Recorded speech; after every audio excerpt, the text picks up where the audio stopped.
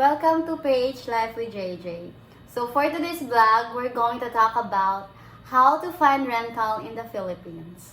If you're an expat thinking about moving to the Philippines, rent can either be shockingly cheap or way more expensive than it needs to be. So today, we're going to show you the most affordable way to rent an apartment in the Philippines without getting overcharged just because you're a foreigner. We'll cover real prices, where to search, what to avoid, and how locals actually find good deals. And stay until the end because we'll share mistakes that cost expats thousands of dollars. As always, drop your comments down below. Before we start, let's define affordability. When I first arrived, I thought $1,000 a month was cheap. That's already expenses for most Filipinos. But since I've been here, I've learned more realistic monthly rent ranges for basic but comfortable living. So now we'll break them down for you. 6,000 to 10,000 pesos, which equates to about $110 to $180, is a local style unit. Nothing special, just what your local basic Filipinos would rent out for the month. 10,000 pesos to 18,000 pesos, which is $180 to $320, is a more modern studio or a one-bedroom apartment. When you get to the 20,000 peso range, right around 350 US dollars, condo styles, and those are mostly rented by foreigners and expats, and to be honest, they're actually overpriced. So if you're paying more than 25,000 and you're not in a high-rise condo, you're probably overpaying. So what are some of the best cities for affordable rent? Location matters a lot. Big cities mean higher rent. Let's talk about 4 expat favorites where rent is still affordable. We'll start with number 1, Dumaguete. Very expat friendly, low cost still. Iloilo, voted cleanest city in the Philippines 2 or 3 years running, I believe.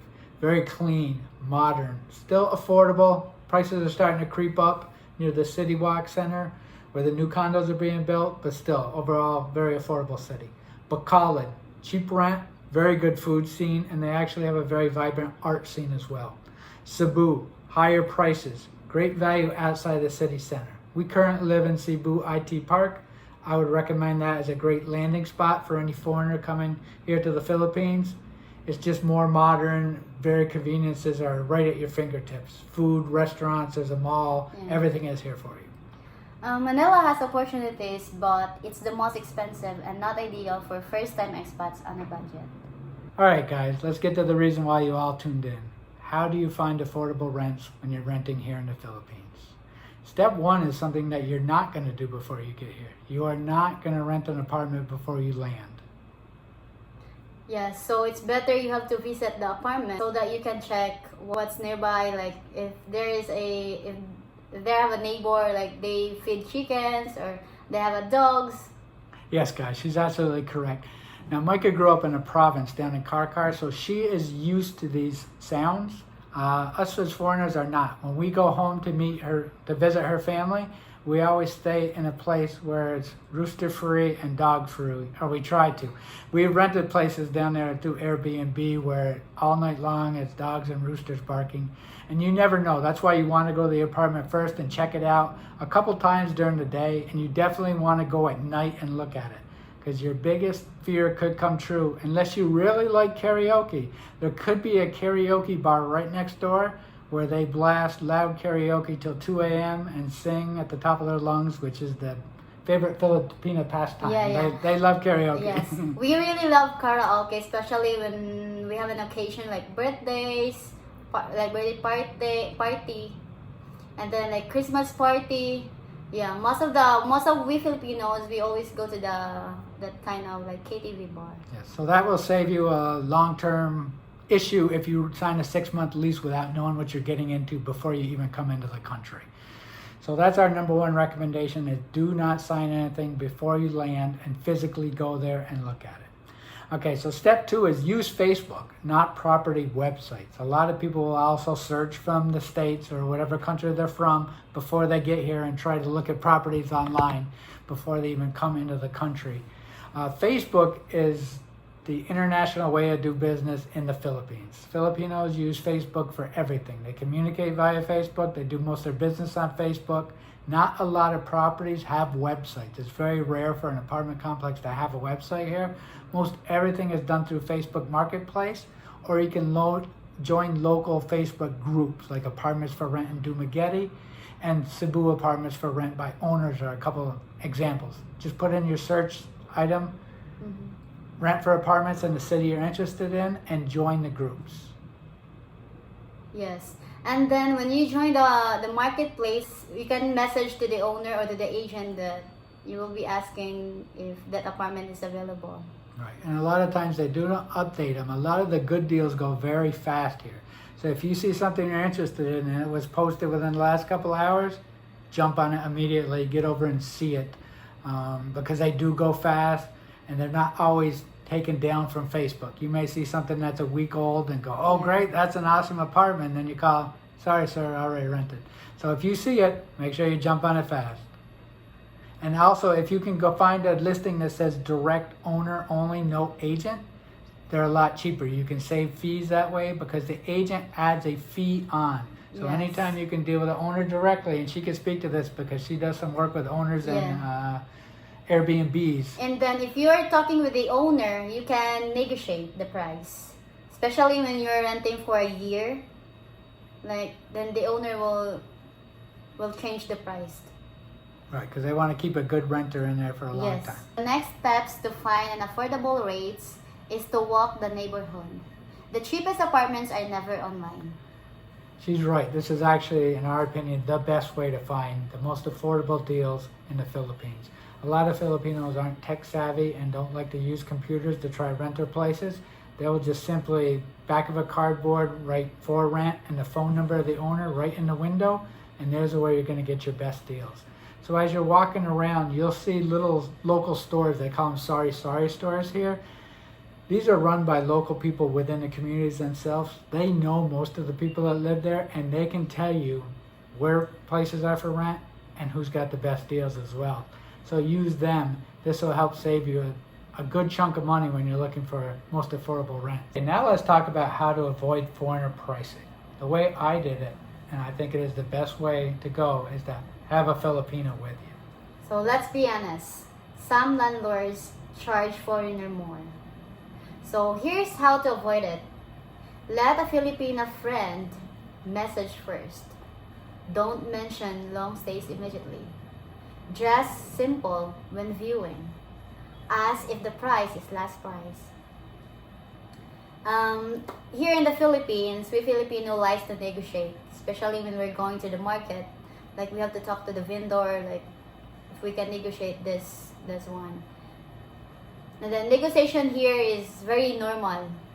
Like you can ask 1,000, 3,000 less is very common.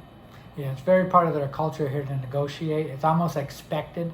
They may price it higher knowing that they're going to negotiate and give you a lower price in the end. When your Filipina first makes that message to send it out, she's going to send it out as if she's messaging for the rent price and that a foreigner isn't even involved. They won't even know there's a foreigner there until you go to look at it, but she's already got that price locked down for you, and that could save you 5,000 pesos a month or more, depending on where you're at and how big a apartment you're looking to rent. So definitely use this tip. It's going to be the one that saves you the most amount of money. Okay, now let's talk about lease terms, deposits, and utilities. This can go a long way to saving you money as well. Yeah, so most rentals require 1 month and 2 months deposit. So that's 1 month advance rent and 1 to 2 months deposit.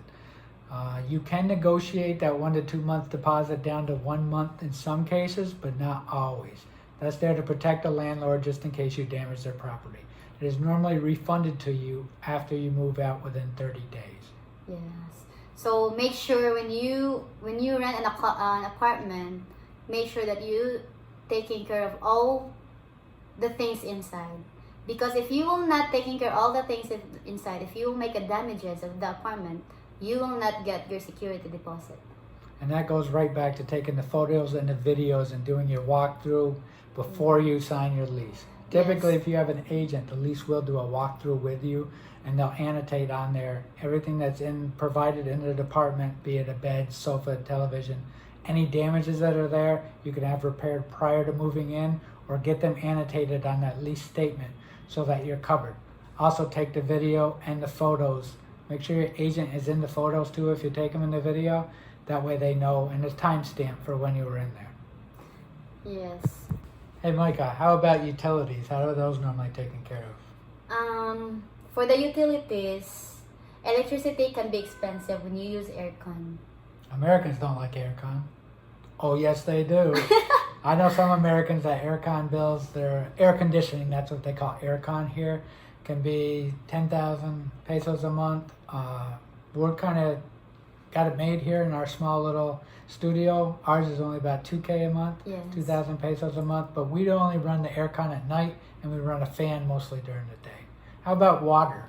The water here in the Philippines is not really high. It's Like very it really depends how you use it. It's very cheap.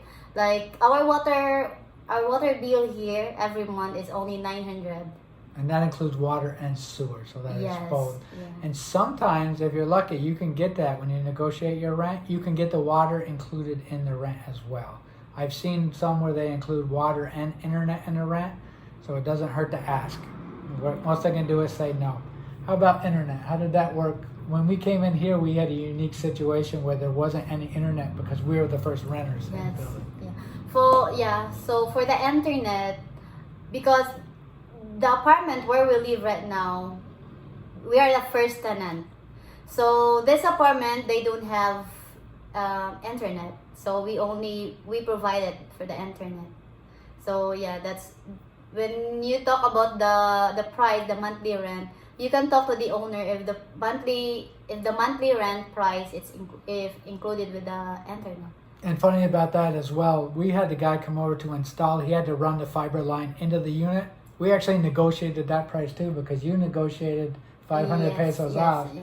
and we ended up paying him 1,500 pesos. Yeah, I want we to paid say. 1,599 a month. And that was a one-time fee to run the line in, and then our monthly charge for internet, which is the highest internet you can get here on the fiber, is 1.6, 1,600 pesos, Yes. basically 1,599 pesos a month, and that's the fastest internet you can get. But once again, try to negotiate that into your rent when you're talking to the owner. Sometimes you can get water and internet in there. You'll never, well, I want to say never, because get And lucky. when you rent a condominium or an apartment, like the condominium, they have amenities. They have swimming pool, basketball court. They have. Sometimes you might get a gym if you're lucky. Yes, gym. You get a gym. If not, there's normally gyms nearby. But always tour those before you go to them. Make sure they're in good working order. This condo complex we stay in is relatively new, so there's 2 pools here. There's one on the ground floor, one on the first floor. There's walking path down on the first floor. It's not large, but it's pretty good. Get some use out of it. They have some slight exercise equipment. No free weights or gym, but they have some exercise equipment outside here. And that is it for amenities here. There are other condos where you can get a lot more amenities, like rooftop pools, full gyms, stores down in the basement where they have 7-Elevens built right into them. As far as here goes, we have a 7-Eleven right across the street.